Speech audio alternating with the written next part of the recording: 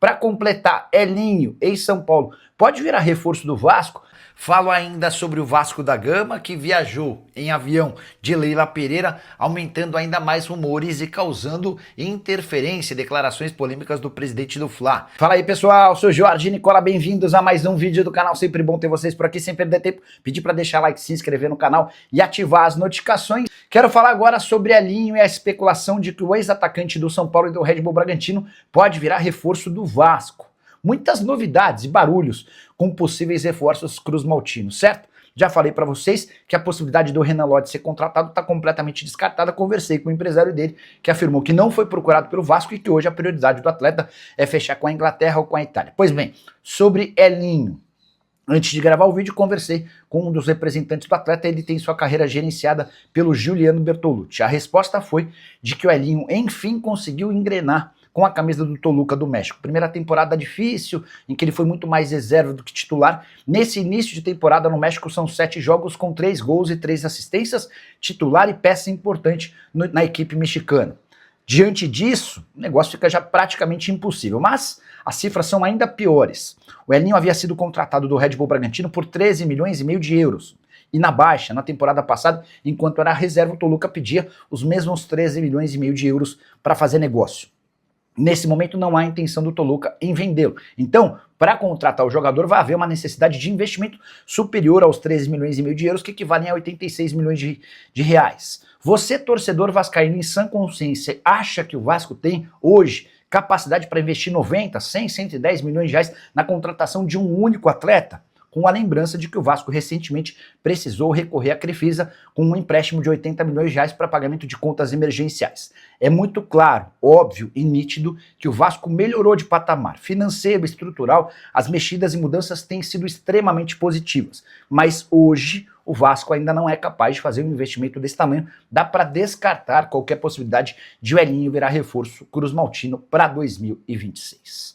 Hora de falar sobre o Vasco da Gama e mais polêmica envolvendo a possibilidade de Leila Pereira comprar o cruz-maltino. E a especulação ganhou ainda mais força quando da notícia de que a delegação do Vasco viajou para Fortaleza para o confronto contra o Lion na noite dessa quarta-feira a bordo do avião de Leila Pereira. Você sabe que a Leila comprou 2 aeronaves e ainda está pensando em comprar uma terceira, e essas aeronaves têm sido utilizadas como fretada, através do fretamento para equipes de futebol do Brasil. Pois bem, o Vasco embarcou nessa terça-feira do Rio à capital cearense a bordo do Embraer PLS 9002 E290, uma das aeronaves de Leila Pereira. Importante registrar que o Vasco já havia se utilizado desse tipo de fretamento em outros momentos, até aí nada de muito novo.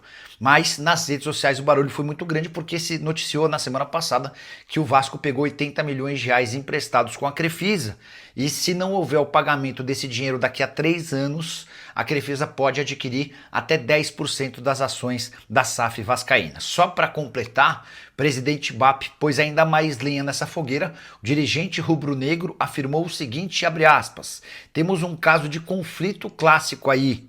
Detalhe, isso foi anunciado no dia em que o Vasco perdeu por 3-0 para o Palmeiras em 20 minutos. O conflito clássico de interesses na visão do BAP se dá com a presidente do Palmeiras emprestando dinheiro para um dos clubes da Série A. O que você pensa sobre o tema? Queria, antes de mudar de assunto, só colocar a nota emitida pelo Vasco detonando o presidente do Flamengo, abre aspas para o Vasco. O Vasco repudia frontalmente a postura do presidente do Flamengo por fazer insinuações e ilações irresponsáveis e completamente desconexas da realidade em relação a temas que nada dizem respeito à instituição da qual é mandatário. E você, de que lado tá nessa história toda, já usa o espaço para comentário e registra a sua opinião, beleza? Preciso falar agora sobre o Vasco da Gama, onde é que o cruz-maltino vai jogar quando São Januário estiver em reforma. E a tendência é que essa obra comece muito em breve. O Vasco conseguiu acordo para venda do potencial construtivo e deve embolsar em breve 500 milhões de reais. Algumas alternativas já têm sido estudadas pelo presidente Pedrinho.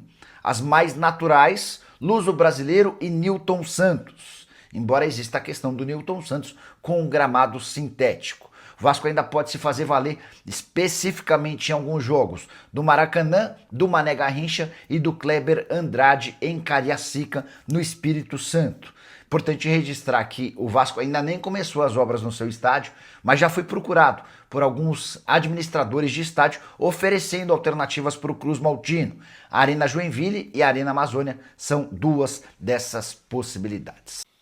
Há 2 anos, praticamente, né, em janeiro de 2024, Pedrinho, ex-comentarista, né, ex-jogador do Vasco, assumia como presidente. A primeira coisa, quem era contrário, foi remeter ao Roberto Dinamite. Mais um ex-jogador que vai se meter na política, vai se dar mal, vai jogar a idolatria dele no lixo, reconhecimento do torcedor. E ele, em maio do ano passado, tomou uma atitude, como ele mesmo já disse, ele teve a coragem de dar o start no processo, que foi entrar com um pedido na justiça para retirar o sócio majoritário da SAF. Naquele momento, eu e milhões de vascaínos não entendemos aquele movimento, criticamos, com a razão daquele momento, mas depois os fatos demonstraram claramente que a medida foi a melhor possível dentro daquele cenário que se desenhava. O tempo passou. Ainda não tem 2 anos de gestão. A gente está falando de 1 ano e 10 meses praticamente, 1 ano e 9 meses. Mas os fatos estão aí. O Vasco chega pela 2ª vez consecutiva à semifinal da Copa do Brasil e de novo com chance de chegar à final. O Vasco voltou a uma competição internacional, que foi nesse ano a Sul-Americana, com a classificação do ano passado do Campeonato Brasileiro. O Vasco está com salários em dia, porque sem aporte, quando tinha o aporte era mais fácil, mas sem o aporte, a gestão conseguiu manter os salários em dia. Trouxe Felipe Coutinho, manteve Verratti, renovou com o Léo Jardim, segurou o Ryan. Tantas investidas já aconteceram. Errou em algumas janelas, mas a última marcou um golaço ao trazer o Admar Lopes, o executivo português que é fora do holofote, mas que trabalha com muita capacidade. Reestrutura o Vasco financeiramente para pagar as suas dívidas através da recuperação judicial, uma RJ que foi aprovada por 97,7% dos credores que estavam na Assembleia. A dívida, ainda não há esse número fechado, mas ela vai cair pelo menos pela metade, com um período de carência para começar a pagar, para você ir ao mercado em busca de um novo investidor, mostrando a ele um plano de ação. Olha aqui, ó. Você vai pagar tanto, tanto, tanto, tanto a cada ano, um ano, tá? Você tem um planejamento para oferecer. A reforma de São Januário vai acontecer. O potencial construtivo está aprovado. O documento já está com o Vasco. Agora está na parte final de negociação com o comprador para, enfim, começar a reforma que todos nós, torcedores, merecemos. Vai levar 2 anos e meio a 3, mais ou menos esse o período. Deve começar já no início do ano que vem. Então a gente projeta 26, 27, 28 sem estádio, reabrir em 29 ou final de 28. Mas ampliar a capacidade, hoje 20, para pelo menos 48 mil. Nike, assinada já com 7 anos de contrato, vigência a partir de 1º de janeiro. Gente, ainda tem mais. CT, passando por modernização. Ah, mas eu não estou nem aí pro CT. Erro seu.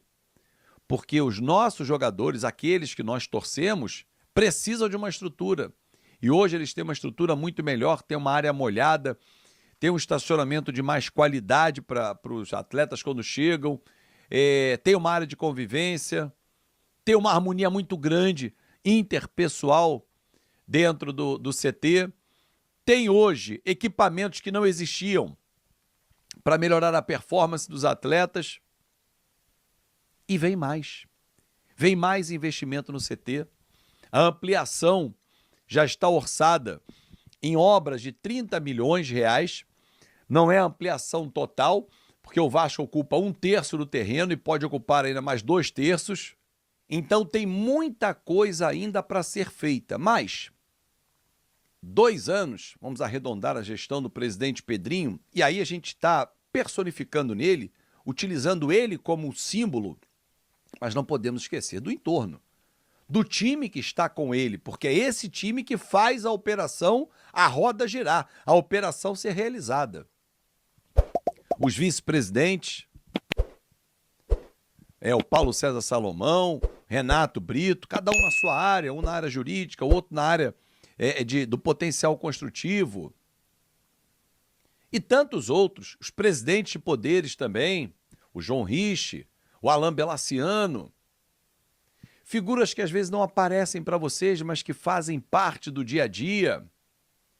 VP de comunicação, o Tangerina, como a gente o chama, né? O Marcelo. Cara, então assim, a equipe de comunicação do Vasco, tendo à frente no futebol o Matheus Babo, o Marco Vasconcelos, o Greg, a Patrícia na comunicação institucional, o Vinícius, enfim, gente, os fotógrafos, a galera, é uma galera boa, a Vasco TV. Quanto o Vasco andou em 2 anos, a segurança do Vasco, pessoal da rouparia, pessoal do DESP, tendo à frente o Gustavo Caldeira, o doutor Gustavo Caldeira, Eduardo Calçada, fisioterapeuta. Cara, é uma equipe assim de pessoas muito qualificadas no dia a dia e que fazem a diferença. O Vasco caminhou em 2 anos, o que ao longo dos 23 para trás, vamos chamar assim, né? Vamos pegar um todo como 25 anos, não caminhou. E sabe por que o Vasco conseguiu caminhar? Porque hoje tem pessoas que pensam no Vasco. É óbvio que elas vão tirar proveito, é normal. O ser humano, ele se aproveita. Ou uma fama, ou lá na frente, numa situação política, beleza. Tudo isso faz parte do jogo. Agora não pode esse ser humano entrar só pensando nele, só pensando em ele se dar bem. Esse grupo, e olha que eu já vi vários grupos trabalharem no Vasco. Só na imprensa eu tenho 26 anos. Esse grupo pensa no Vasco. Uma vez o Pedrinho me disse uma frase, quando eu mandei para ele uma foto do meu filho no Starbucks, nome lá, Coutinho. Meu filho gosta muito de botar Coutinho, bota Pedrinho e tal, ele gosta de brincar com os nomes dos jogadores do Vasco, ex-jogadores. E ele falou assim, cara, é por eles que eu trabalho. É pelo torcedor e pelos pequenos torcedores, para que eles continuem sendo Vasco. Isso é fundamental. Isso é pensar no Vasco. Fala galera, beleza? Mais um vídeo novo pra vocês. Já dá aquela moral, deixa seu like, compartilhe, já comenta aí embaixo, se inscreve no canal e ativa o sininho de notificação pra não perder nada, hein? Porque aqui tem vídeo novo todos os dias. Forte abraço galera, fui!